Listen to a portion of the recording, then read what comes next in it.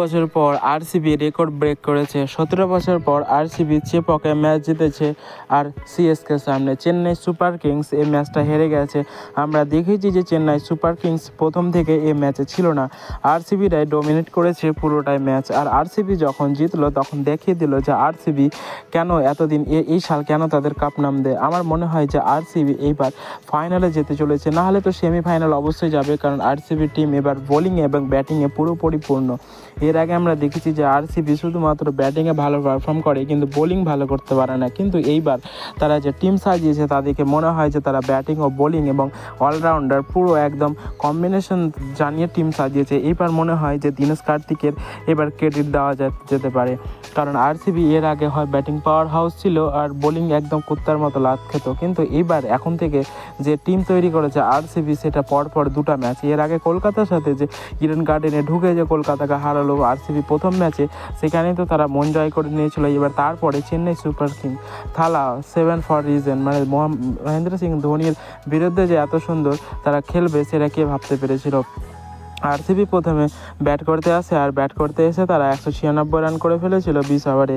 তাদের তেজ শুরুয়াত দিয়েছিল ফিল সল্ট, 16 বলে 32 রান করেছিল 200 স্ট্রাইক রেটের সাথে। তারপরে তেজ শুরুয়াত তার সাথে দিয়েছিল বিরাট কোহলি এই ম্যাচে 30 বলে সে 31 রান করেছে, সে অতটা তেজ খেলতে পারেনি। তারপরে দেবদূত পাডিক্কাল 14 বলে 27 রান করেছে, কিন্তু তারপরে আসে রজত পাটিদারের কথা কি বলবো, যে রজত পাটিদার একটা ভালো মানের বোলার, ব্যাটার এবং ক্যাপ্টেনও। রজত পাটিদার এর আগে তারা মধ্যপ্রদেশকে সে লিড করেছিল, কিন্তু এবার সে লিড করছে এবার আরসিবিকে, রয়্যাল চ্যালেঞ্জার্স ব্যাঙ্গালোর, যেটার ক্যাপ্টেন আগে ছিল বিরাট কোহলি। আবার রজত পাটিদার তাকে লিড করছে, আর রজত পাটিদার যে টিম আরসিবির সাথে ভালো করেছে এটা বলা একদম নিছক সন্দেহ হবে, কারণ আরসিবির দিক থেকে যে রজত পাটিদার এই টিম সিএসকের যে ধোনি রয়েছে, মহেন্দ্র সিং ধোনি, তার বিরুদ্ধে যে শর্ট লেগে যে ফিল্ডারটা লাগিয়েছিল অ্যাটাকিং ফিল্ডার, এর আগে আমরা জানি যে গৌতম গম্ভীর এরকম ফিল্ডার লাগাতো যে কোনো প্লেয়ারের বিরুদ্ধে, কিন্তু রজত পাটিদারকে আমরা দেখলাম যে সে স্লিপও লাগিয়েছে আর শর্ট লেগও লাগিয়েছে,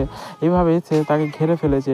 সেটা তো বড় কথা না যে ধোনি একটা বড় মাপের প্লেয়ার, কিন্তু তাকেও যে এরকমভাবে ঘেরতে পারে রজত পাটিদার সেটাকে প্রমাণ দিল এবার।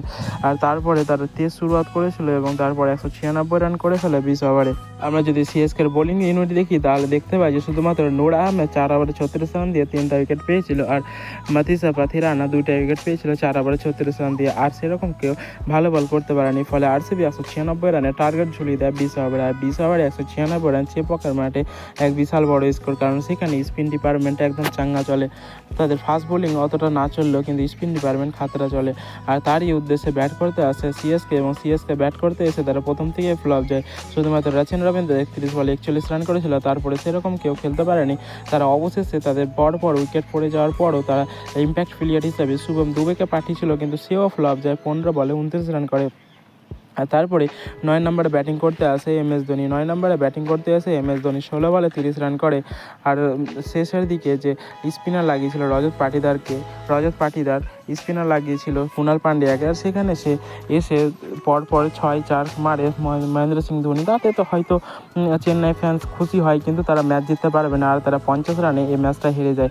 আর এইভাবে বদলা নিয়েছে এবার আরসিবি আমাদের মনে হয় যে এবার মনে হয় কাপের কাছাকাছি খুব চলে যাবে, কারণ এবার তাদের টিম কম্বিনেশন একদম খাতরা রয়েছে, কারণ তাদের তো ব্যাটিং পাওয়ার হাউস ছিল। এর পরবর্তীকালে তারা বোলিংয়েও নিয়েছে ভুবনেশ্বর কুমার, জস হেজেলউড, কুনাল পান্ডিয়া এবং ভালো বোলার নিয়েছে, এবং তারা খুব ভালো বল করছে।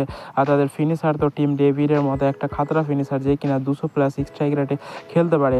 আর ফিল সল্ট তো প্রথম থেকে তেজ শুরুয়াত দিয়ে যাচ্ছে। আমার মনে হয় যে ইসাল কাপ নাম দিয়ে করবে আরসিবি। আর আরসিবি ফ্যান হিসাবে আমরা আশা করবো যে এমনটাই হওয়া উচিত, কারণটা বিশাল করে একটা কারণ, সেই কারণটা হলো বিরাট কোহলিকে আমরা সবাই কত ভালোবাসি, এবং বিরাট কোহলি আমরা চাই যে বিরাট কোহলির হাতে একটা ট্রফি ওঠুক আইপিএলের, কারণ আমরা জানি যে সে ক্যারিয়ারের পিক পজিশনে রয়েছে এবং যে কোনো মুহূর্তে সে অবসর নিয়ে নিতে পারে, কিন্তু আমরা চাই যে সে তার হাতে একটি ট্রফি দেখতে।